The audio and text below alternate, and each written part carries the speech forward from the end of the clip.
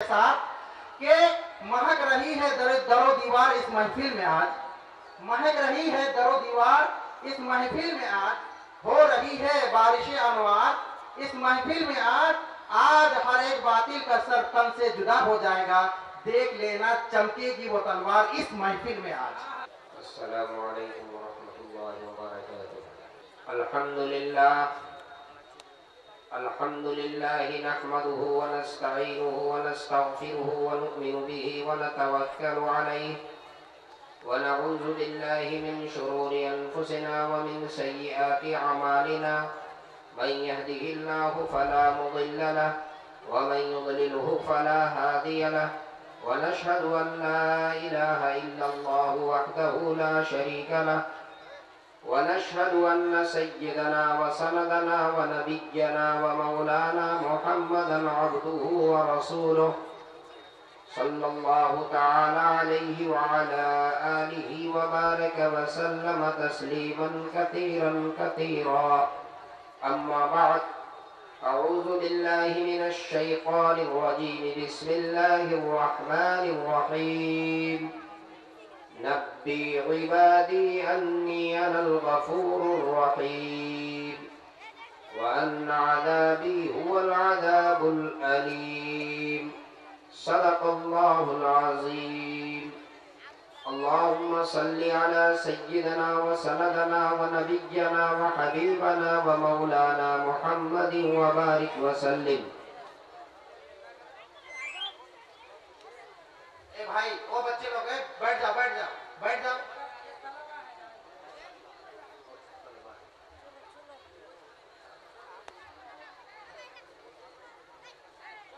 ذی وقار صدر اجلاس،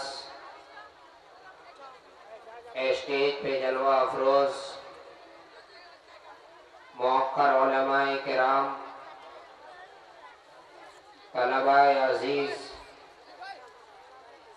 دانشوران اسلام، پردہ نشین میری ماں اور بہنوں، آپ حضرات کافی دیر سے علماء کرام و شعراء اعظام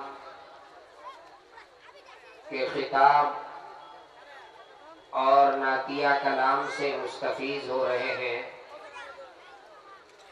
تھوڑی دیر کے لیے میں آپ کی خدمت میں حاضر ہوا ہوں،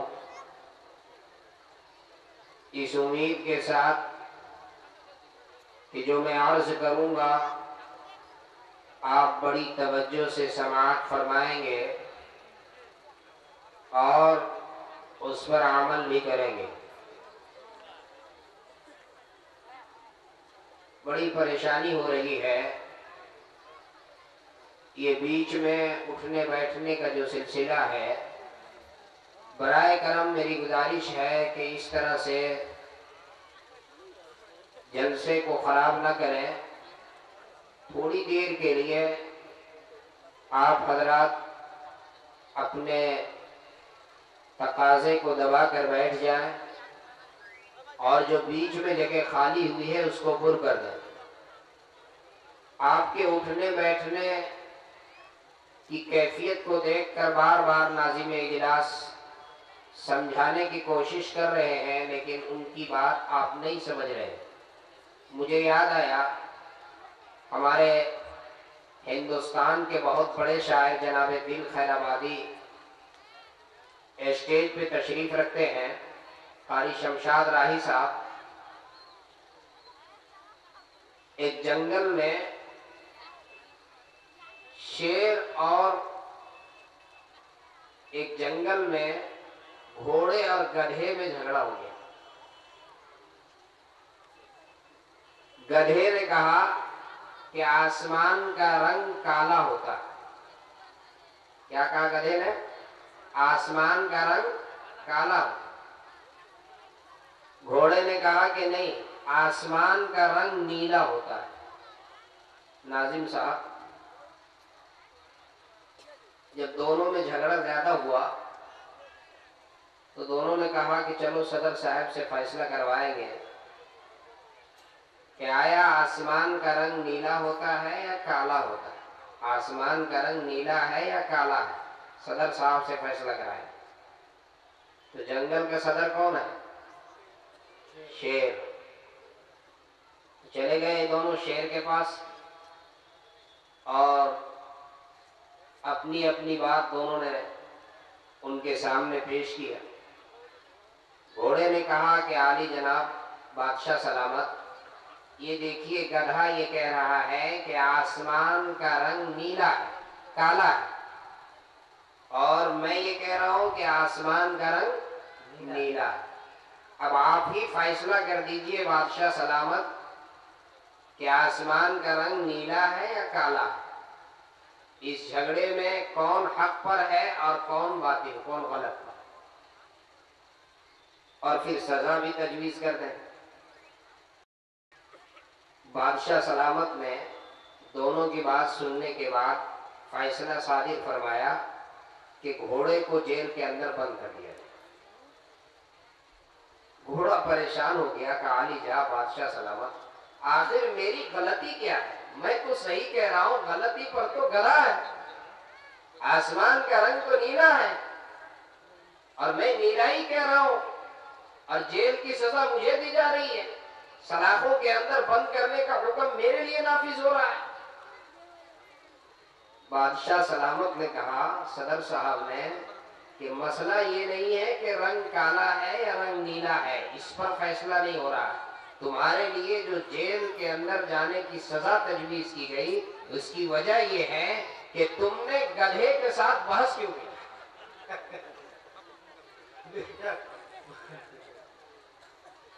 اگر اس کو معلوم ہی ہوتا کہ آسمان کا رنگ نیلا ہے تو پھر وہ گدھا کیوں ہوتا؟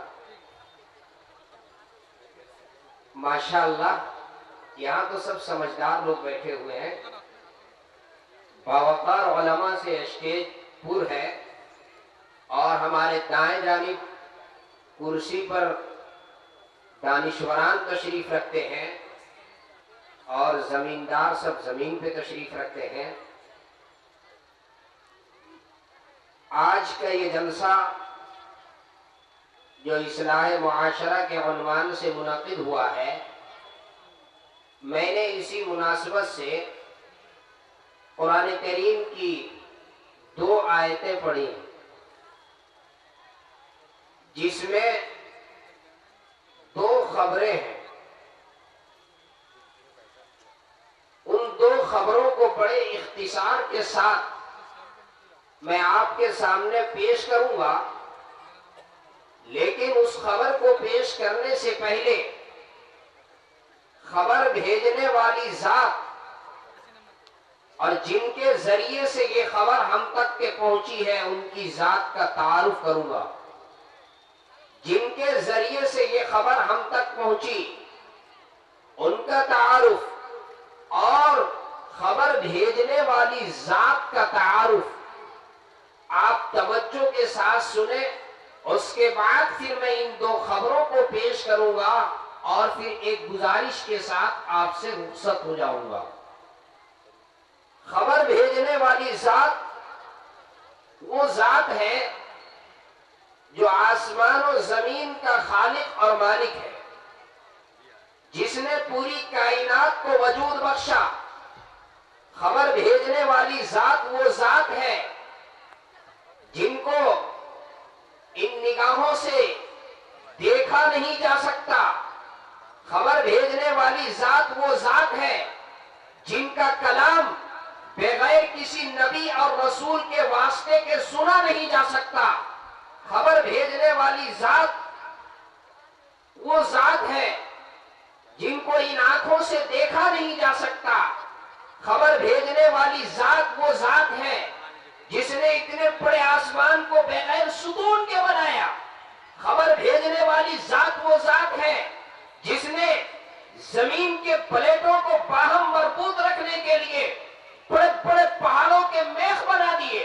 خبر بھیجنے والی ذات وہ ذات ہے جو کنز مخفی تھا۔ خبر بھیجنے والی ذات وہ رب کائنات ہے جن کے بارے میں قرآن کریم میں وَفِي أَنفُسِكُمْ أَفَلَا تُبْصِرُونَ آیا ہے۔ فرماتا ہے تو اپنے آپ کے اندر غور کرو کہ تو کون ہے۔ اللہ تبارک و تعالی انسانوں سے مخاطب ہے اور ارشاد فرماتے ہیں وَفِي أَنفُسِكُمْ أَفَلَا تُبْصِرُونَ، تو اپنے آپ کے اندر غور کرو کہ تو کون ہے۔ تو پانی کا ایک ناپاک قطرہ ہے، میں پاک ہوں، تو لا شے ہے، میں شے ہوں، تو عاجز ہے، میں غنی ہوں، تو منتا ہے، میں داتا ہوں، تو بندہ ہے، میں رحمان ہوں، تو کچھ نہیں، میں سب کچھ ہوں، تو فانی ہے، میں باقی ہوں، تو نہیں تھا، میں تھا، تو نہیں رہو گے، میں رہوں گا، تو ایک ایک چیز میں میرا محتاج ہے۔ اگر میں تجھے زبان نہ دوں تو گونگا ہے، اگر میں تجھے آنکھیں نہ دوں تو اندھا ہے، اگر میں تجھے ہاتھ نہ دوں تو لولا ہے، اگر میں تجھے پاؤں نہ دوں تو لنگڑا ہے، اگر میں تجھے زبان نہ دوں تو پاگل ہے، اگر میں تجھے صحت نہ دوں تو کمزور ہے، اگر میں تجھے اولاد نہ دوں تو لاولد ہے، اگر میں تجھے کھانا نہ دوں تو بھوکا ہے، اگر میں تجھے پانی نہ دوں تو پیاسا ہے۔ تو ایک ایک چیز میں خدا کا محتاج ہے، اور خدا کی ذات وہ ذات ہے جو کسی چیز میں تمہارا محتاج نہیں ہے۔ بے شک سبحان اللہ۔ خبر بھیجنے والی ذات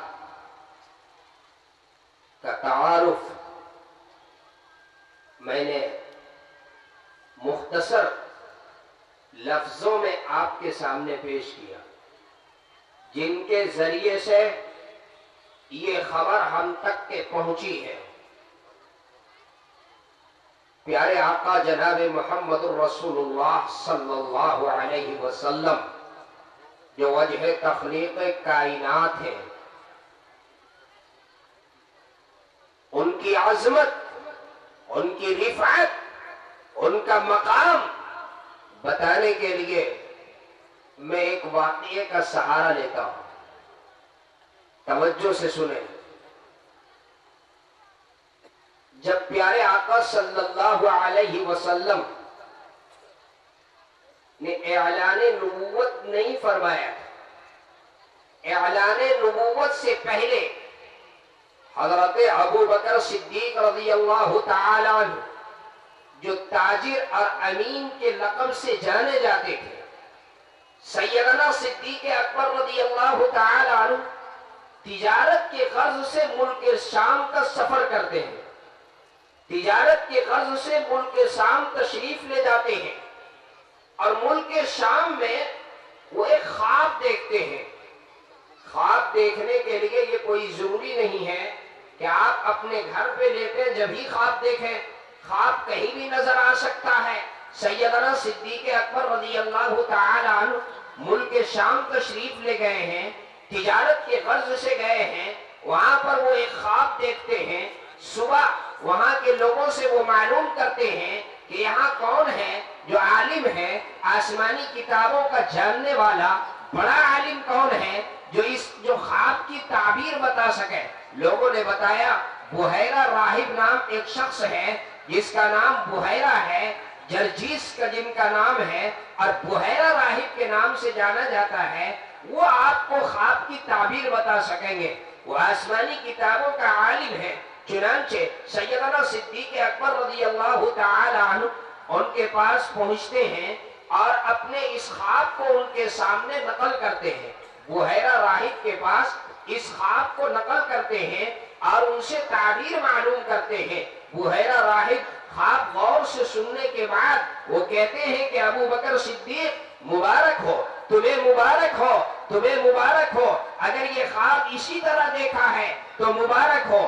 اس خواب کی تعبیر کے 3 حصے ہیں، اس خواب کے تعبیر کے 3 شق ہیں۔ اس خواب کے تعبیر کا پہلا حصہ یہ ہے کہ ان قریب تمہارے گاؤں میں ایک شخص نبوت اور رسالت کا دعویٰ کریں گے اور ان کے اوپر سب سے پہلے تم ایمان لاؤ گے۔ اس خواب کی تعبیر کا دوسرا حصہ یہ ہے کہ جب تمہارے گاؤں کے لوگ ان کو اذیت پہنچا کر کے، ان کو تکلیف پہنچا کر کے اور گاؤں سے ہجرت کرنے پہ مجبور کریں گے، گاؤں سے نکلنے پہ مجبور کریں گے، تو تم ان کا رفیق ہوگے، ہجرت میں ان کا ساتھی رہو گے۔ اور اس خواب کی تعبیر کا تیسرا حصہ یہ ہے کہ جب وہ نبی اس دنیا سے رحلت فرما جائیں گے، اس دنیا سے وصال فرما جائیں گے، تو ان کے اس دنیا سے فرمانے کے بعد، اس دنیا سے تشریف لے جانے کے بعد ان کا پہلا خلیفہ آپ ہوں گے۔ اس خواب کی تعبیر کے یہ 3 حصے ہیں۔ سیدنا صدیق اکبر رضی اللہ تعالی عنہ کہتے ہیں کہ میں نے خواب اور خواب کی تعبیر سننے کے بعد اس کو اپنے دل کے نہا خانے میں رکھ لیا۔ خواب کی یہ تعبیر کہیں مجھے اپنے اوپر منطبق ہوتا ہوا نظر نہیں آ رہا تھا۔ کہاں میرے گاؤں میں نبی اور رسول پیدا ہوں گے جو نبوت اور رسالت کا دعویٰ کریں گے اور میں ان کے اوپر ایمان لاؤں گا، اور پھر وہ زمانہ بھی آئے گا گاؤں کے لوگ ان کو ہجرت کرنے پر مجبور کریں گے، ان کو ستائیں گے، ان کو گاؤں سے نکلنے پہ مجبور کریں گے، اور میں ان کا رفیق رہوں گا۔ اور پھر وہ وقت بھی آئے گی جب وہ اس دنیا سے وصال فرما جائیں گے تو میں ہی ان کا خلیفہ بنوں گا۔ کہتے ہیں کہ خواب کی یہ تعبیر مجھے اپنے اوپر منطبق ہوتا ہوا نظر نہیں آ رہا تھا، اس لیے میں نے اس خواب کی تعبیر کو کسی کے سامنے بیان نہیں کیا، نہ خواب بیان کیا نہ تعبیر۔ وقت گزرتا رہا اور بالآخر نبی آخر الزمان جناب محمد رسول اللہ صلی اللہ علیہ وسلم جبل نور کے چوٹی پر اولین وحی کے ذریعے سے، اولین وحی کے نزول کے بعد جب نبوت اور رسالت کے تاج جب ان کے سر پہ سجایا گیا، اور اولین وحی کے نزول کے بعد جب نبی آخر الزمان مکہ مکرمہ تشریف لائے اور مجھ سے ملاقات ہوئی تو انہوں نے ارشاد فرمایا کہ ابو بکر سنو، اب میں صرف تمہارا دوست نہیں، اب میں صرف تمہارا رفیق نہیں، بلکہ میں محمد الرسول اللہ بن چکا ہوں، میں اللہ کا پیغمبر ہوں، میں اللہ کا نبی بن چکا ہوں۔ تو سیدنا صدیق اکبر کہتے ہیں کہ جو ہی انہوں نے یہ ارشاد فرمایا کہ میں رسول اللہ کا پیغمبر بن گیا ہوں، میں اللہ کا رسول بن چکا ہوں، تو فوراً بلا کسی تردد کے، بلا کسی تذبذب کے میں نے کلمہ پڑھا اور ان کے اوپر ایمان لے آیا۔ اشہد ان لا الہ الا اللہ واشہد ان محمدا عبدہ ورسولہ۔ ایمان لے آئے، وقت گزرتا رہا اور آپ صلی اللہ علیہ وسلم کی صحبت میں رہتا رہا۔ ایک روز پیارے آقا صلی اللہ علیہ وسلم کے چہرے پر بڑی شگفتگی دیکھ کر کے اور میں نے آپ سے ایک سوال کیا۔ میں نے عرض کیا میرے آقا آپ اللہ کے پیغمبر ہیں، آپ اللہ کے نبی ہیں، آپ اللہ کے پیغمبر ہیں، آپ رسول اللہ ہیں، آپ کے اوپر میرا ایمان ہے، آپ کی نبوت پر حق، آپ کی رسالت پر حق، اس میں کوئی شبہ کی گنجائش نہیں، اس میں کوئی شک کی گنجائش نہیں، کوئی تردد اور تذبذب نہیں۔ لیکن یا رسول اللہ اگر اس وقت میں آپ سے آپ کی نبوت کی دلیل مانگو تو آپ دلیل کے طور پہ کون سی چیز پیش فرمائیں گے؟ دلیل کے طور پہ کون سی چیز پیش فرمائیں گے؟ یہ سوال علمی نقطۂ نظر سے کوئی غلط بھی نہیں ہے۔ آپ کو معلوم ہے سیدنا ابراہیم خلیل اللہ اللہ کے خلیل ہیں، ابراہیم خلیل اللہ جلیل القدر پیغمبر ہیں۔ انہوں نے ایک موقع پہ رب کائنات سے یہ عرض کیا تھا، رب ارنی کیف تحیی الموتى قال اولم تؤمن قال بلی ولکن لیطمئن قلبی۔ رب کائنات سے ابراہیم خلیل اللہ سوال کرتے ہیں، اے میرے پروردگار عالم آپ مردوں کو زندہ کرتے ہیں، اس پر میرا ایمان ہے، اس پر میرا یقین ہے، اس میں کوئی شبہ نہیں ہے، لیکن اے پروردگار عالم میں دیکھنا چاہتا ہوں کہ آپ مردوں کو کیسے زندہ کرتے ہیں۔ رب ارنی کیف تحیی الموتى قال اولم تؤمن۔ رب کائنات فرماتے ہیں اے ابراہیم کیا تمہیں اس پر ایمان نہیں؟ قال بلی، کہا کیوں نہیں؟ اے پروردگار عالم اس پر ہمیں ایمان ہے، یقین ہے، لیکن میں طمانینت قلب کے لیے، اطمینان کے لیے میں دیکھنا چاہتا ہوں۔ قال بلی ولکن لیطمئن قلبی۔ اسی طریقے سے حضرت ابو بکر صدیق رضی اللہ تعالی عنہ پیارے آقا صلی اللہ علیہ وسلم سے عرض کرتے ہیں، اے میرے آقا آپ اللہ کے پیغمبر ہیں، اللہ کے نبی ہیں، نبی برحق ہیں، اور اس پر ایمان ہے، اس میں کوئی شبہ کی گنجائش نہیں ہے، لیکن میں اگر آپ سے آپ کی نبوت کی دلیل مانگوں تو آپ نبوت کی دلیل کے طور پہ کون سی چیز پیش کریں گے؟ میرے آقا سرور کونین صلی اللہ علیہ وسلم نے ارشاد فرمایا، ابو بکر میری نبوت کی دلیل تمہارا وہ خواب ہے جو تم نے ملک شام میں دیکھا، میری نبوت کی دلیل تمہارا وہ خواب ہے جو ملک شام میں دیکھا تھا۔ جب پیارے آقا صلی اللہ علیہ وسلم نے اس خواب کو بیان فرمایا، اس خواب کا ذکر فرمایا، حضرت ابو بکر صدیق رضی اللہ تعالیٰ عنہ کے ایمان میں کس کیفیت کا اضافہ ہوا ہوگا، ایمانی کیفیت کے اندر کیا اضافہ ہوا ہوگا، اس کو میں اس وقت بیان نہیں کر سکتا، وقت نہیں ہے کہ میں اس تفصیل کو آپ کے سامنے بیان کروں۔ جب پیارے آقا صلی اللہ علیہ وسلم معراج پر تشریف لے گئے تھے اور جب معراج کے سفر سے آپ واپس لوٹے اور حضرت ام ہانی سے اس سفر کا ذکر فرمایا تو انہوں نے کہا کہ اے محمد صلی اللہ علیہ وسلم، آپ مشرکین کے سامنے اس سفر کا تذکرہ نہ کریں، آپ کفار مکہ کے سامنے آپ اس کو بیان نہ کریں، اس لیے کہ وہ جھٹلائیں گے، وہ مذاق کریں گے، وہ تمسخر کریں گے۔ پیارے آقا صلی اللہ علیہ وسلم نے فرمایا کہ یہ سفر تو اسی لیے رب نے کرایا ہے کہ لوگوں کے سامنے اس کو بیان کریں۔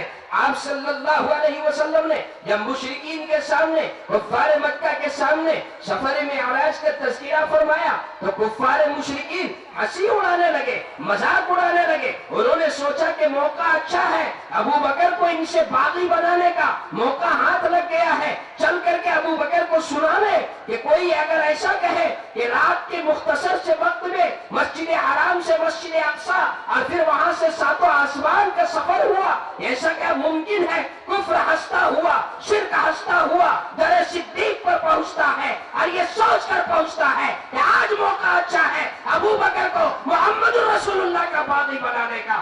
کفر اور شرک ہنستا ہوا جب صدیق اکبر کے در پہ پہنچتا ہے اور جا کر اس واقعے کو نقل کرتا ہے اور یہ پوچھتا ہے ابو بکر یہ بتاؤ، اگر کوئی یہ کہے کہ اتنے مختصر وقت میں ایک ہی رات میں مسجد حرام سے مسجد اقصی اور پھر وہاں سے ساتوں آسمان اور پھر وہاں سے اوپر کا سفر طے کیا، کیا ایسا ممکن ہے؟ اتنے مختصر وقت میں ایک رات میں اتنا لمبا سفر طے ہو سکتا ہے؟ حضرت ابو بکر صدیق رضی اللہ تعالیٰ نے فرمایا کہ نہیں، ایسا تو ممکن نہیں ہے، اگر کوئی ایسا کہتا ہے تو غلط ہے، جھوٹ کہتا ہے۔ کفر ہنس کر کے اور مذاق اڑاتے ہوئے، تمسخر کرتے ہوئے کہتا ہے کہ اے ابو بکر سنو، یہ کوئی اور نہیں کہتا ہے، یہ تیرا یار محمد کہتا ہے۔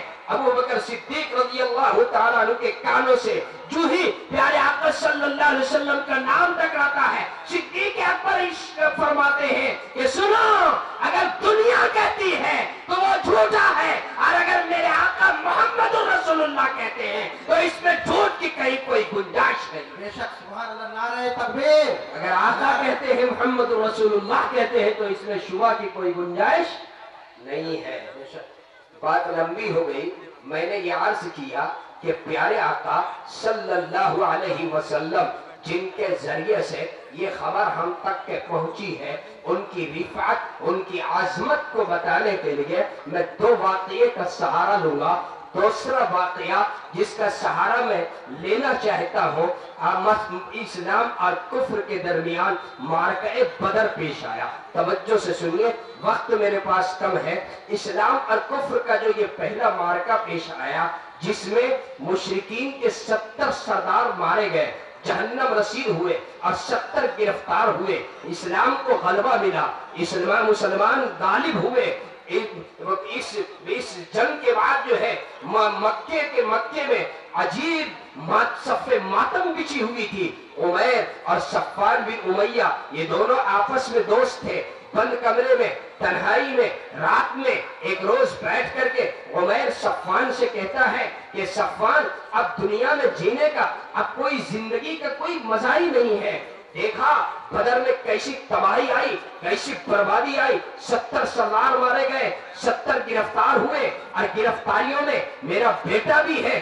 اے صفوان، اگر مجھے اپنی اولاد کی کفالت کا ڈر نہ ستاتا اور افلاس کا خوف نہ ہوتا تو میں بدر کا بدلہ لیتا۔ صفوان جو مالدار تھے، انہوں نے کہا کہ عمیر میرا مال کس دن کے لیے، میری دولت کس دن کے لیے، اگر جو ہے اولاد کی کفالت سے گھبرانے کی ضرورت نہیں ہے، افلاس کے ڈر سے پریشان ہونے کی ضرورت نہیں ہے، میں جب تک کہ زندہ ہوں میں اس کی ضمانت لیتا ہوں۔ چنانچہ عمیر نے کہا کہ اگر آپ اس کی ضمانت لیتے ہیں، اگر آپ اس کی گارنٹی لیتے ہیں تو گھبرانے کی ضرورت نہیں ہے۔ اسی وقت انہوں نے تلوار نکالی اور ننگی تلوار لے کر کے اور 445 کلومیٹر کے فاصلے پر مدینہ منورہ آتے ہیں، ادھر کا رخ کرتے ہیں ناپاک ارادے کے ساتھ۔ جب مسجد نبوی کے قریب پہنچتے ہیں، مسجد نبوی کے تکبیر، نعرہ تکبیر، مولانا عبدالسبحان صاحب چترویدی، مولانا عبدالسبحان صاحب چترویدی۔ مسجد نبوی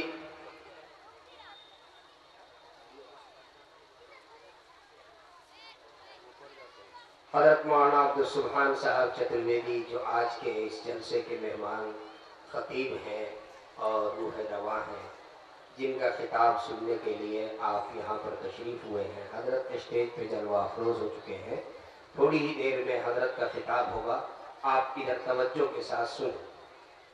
چنانچہ عمیر مسجد نبوی کے قریب ابھی پہنچے، حضرت عمر فاروق رضی اللہ تعالیٰ عنہ کی نگاہ پڑ گئی، پیچھے سے جا کر کے دبوچ لی، پیچھے سے جا کر دبوچ کر کے ان کو گرفتار کر کے اور پیارے آقا صلی اللہ علیہ وسلم کی خدمت میں پیش کر دیا۔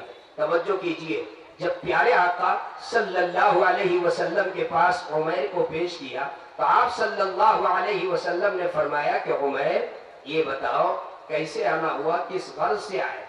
عمیر سراپا کذب بیانی سے کام لیتے ہوئے عمیر نے جواب دیا کہ اے محمد میرا کوئی اور غرض نہیں، کوئی اور مقصد نہیں، میرا بیٹا بدر کے قیدیوں میں ہے، میں اپنے بیٹے کی رہائی کے لیے آیا ہوں۔ پیارے آقا صلی اللہ علیہ وسلم نے فرمایا کہ عمیر اگر بیٹے کی رہائی کے لیے آیا ہے تو یہ بتاؤ کہ یہ ننگی تلوار کس مقصد کے لیے ہے؟ عمیر سراپا جھوٹا بن کر کے کذب بیانی کے ساتھ عجیب و غریب جواب دیتے ہیں۔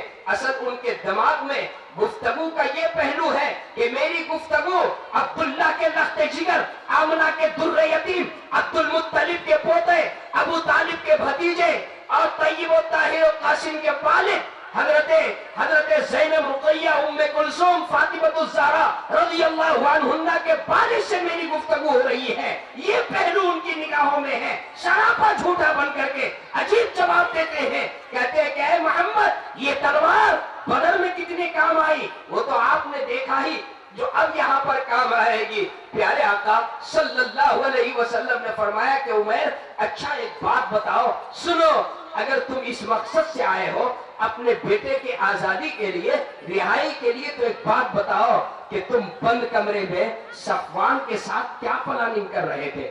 بند کمرے میں صفوان کے ساتھ کیا میٹنگ کر رہے تھے، کیا سازش کر رہے تھے؟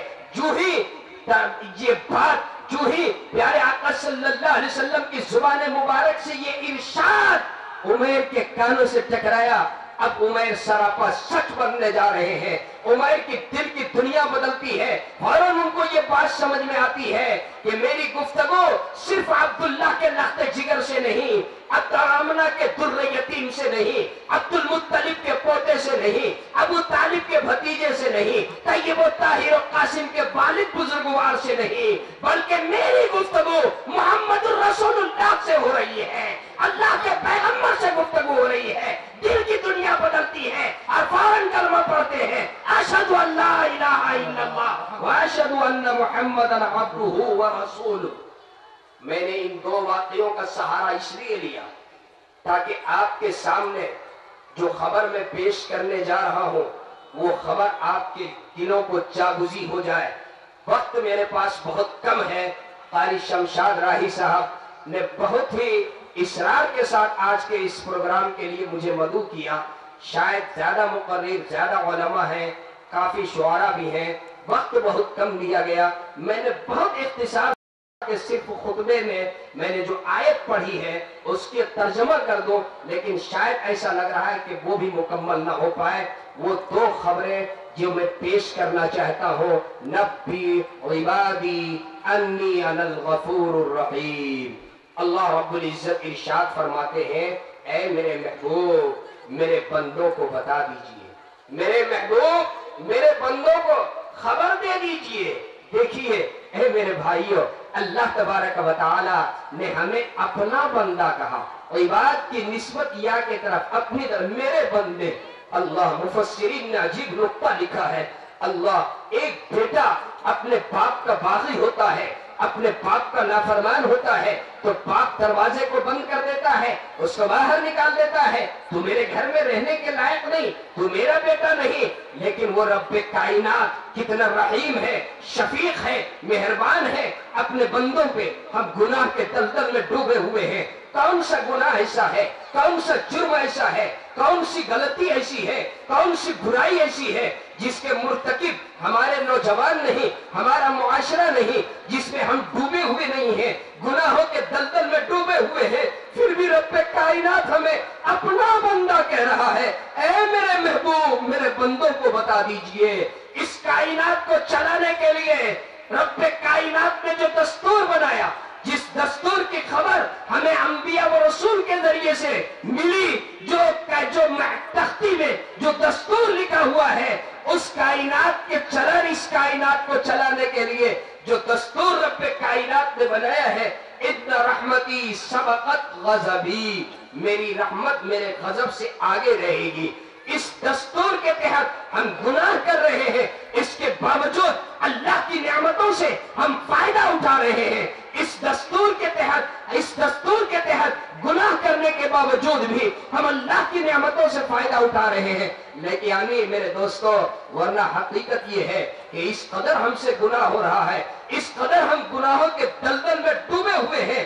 گناہوں کا تقاضا یہ ہے کہ ہماری زبان سے قوت گویائی کو سلب کر لیا جاتا، گناہوں کا تقاضا یہ ہے کہ ہمارے ہاتھ سے قوت گرفت کو چھین لیا جاتا، گناہوں کا تقاضا یہ ہے کہ ہماری آنکھوں سے قوت بینائی کو سلب کر لیا جاتا، گناہوں کا تقاضا یہ ہے کہ ہمارے کانوں سے قوت سماعت کو چھین لیا جاتا، گناہوں کا تقاضا یہ ہے کہ ہمارے بدن میں دوڑنے والے، ہمارے رگوں میں دوڑنے والے خون کو پانی سے تبدیل کر دیا جاتا۔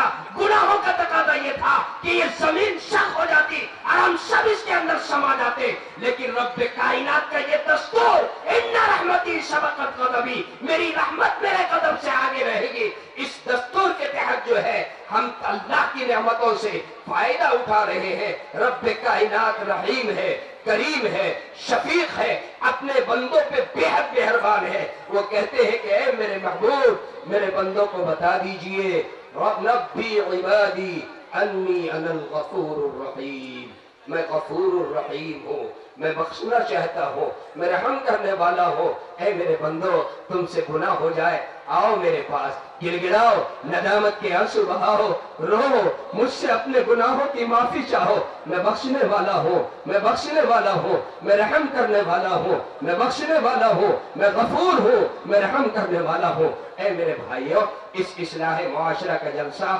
جو درگاہ بستی کے نوجوانوں نے علماء کرام کی سرپرستی میں اس اجلاس کو رچایا، میں یہاں کے نوجوانوں کو مبارکباد پیش کروں گا جنہوں نے 2 روزہ عظیم الشان اجلاس کا انعقاد فرمایا، اور اسی پیغام کے ساتھ میں یہاں سے رخصت ہوں گا کہ اللہ رب العالمین کے سامنے ہم اپنے گناہوں کی معافی چاہیں، اللہ تبارک و تعالیٰ کے سامنے ہم روئیں، گڑ گڑائیں۔ ہمیں معلوم ہوا درگاہ بستی کے نوجوانوں نے اور قاری صاحب، قاری ادریس صاحب مقدس ذلہ العالی نے بتایا کہ یہاں پر جو مسجد بنی ہوئی ہے، اس مسجد کی توسیع کی ضرورت ہے۔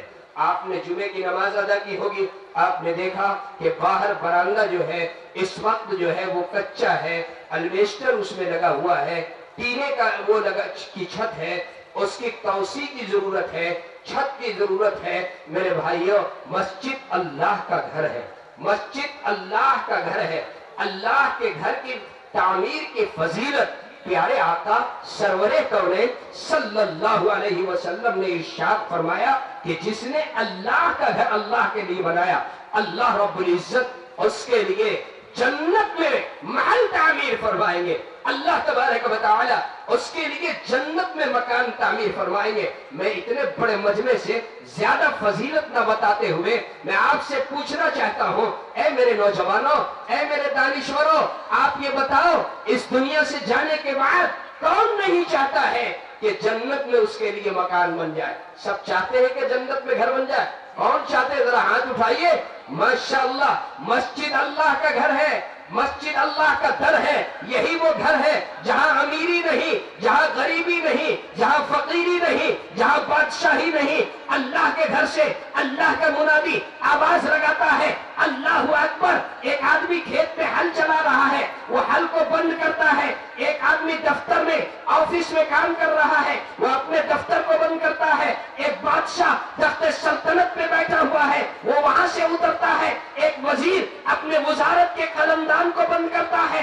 एक किसान जो खेती कर रहा है वो खेत से निकलता है। एक रक्षा चालक अपने रक्षे को रोकता है। अल्लाह का घर आता है, अल्लाह का घर आता है। अगर रक्षा चालक पहले आ गया, मजदूर पहले आ गया, किसान पहले आ गया और पहली शब में बैठ गया, बाद में वजीर आया, बाद में अमीर आया, बाद में सदर साहब आया, बाद में बादशाह आया, क्या इस बुनियाद पर कि वो रक्षा चालक है उसको वहां से उठा देगा कि तुम पीछे बैठो, तुम गरीब हो, तुम मजदूर हो, तुम किसान हो?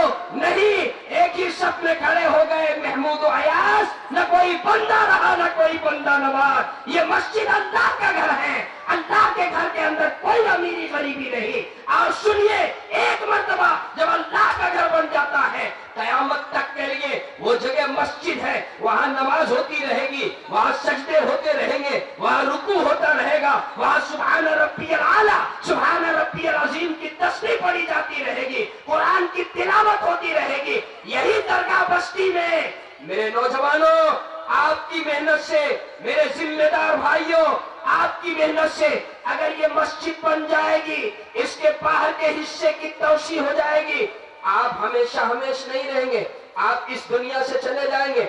आपके दुनिया से जाने के बाद इसी दरगाह बस्ती में कोई अल्लाह का वली पैदा होगा, कोई अल्लाह का नेक बंदा पैदा होगा, कोई मुकर्रब बरगुज़ीदा होगा जो सुबह के 4 बजे फजर के नमाज से पहले वो उठेगा और वजू करेगा, ठंडे पानी से वजू करेगा और लाठी टेकता हुआ दरगाह मस्जिद में, दरगाह बस्ती के इस मस्जिद में लाठी टेकता हुआ फजर की नमाज से पहले जाएगा और 2 रकअत तहज्जुद की नमाज पढ़ेगा।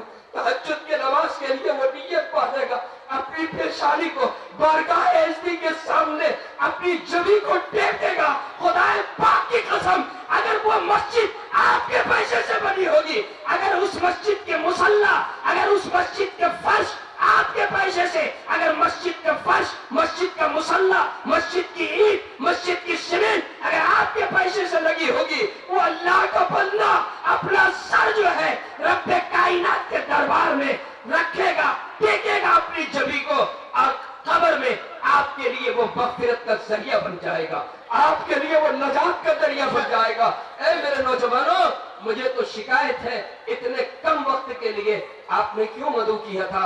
बहरहाल इंतजामिया की मजबूरी, हमारे बड़े मेहमान यहाँ पर तशरीफ रखते हैं और फिर इनके बाद एक और खतीब है और अभी आपने दिल भर करके दिल साहब को भी नहीं सुना है। मैं समझता हूँ आपकी भी मजबूरी है, मैंने इख्तिसार के साथ मैं अपना मजमून भी न पेश कर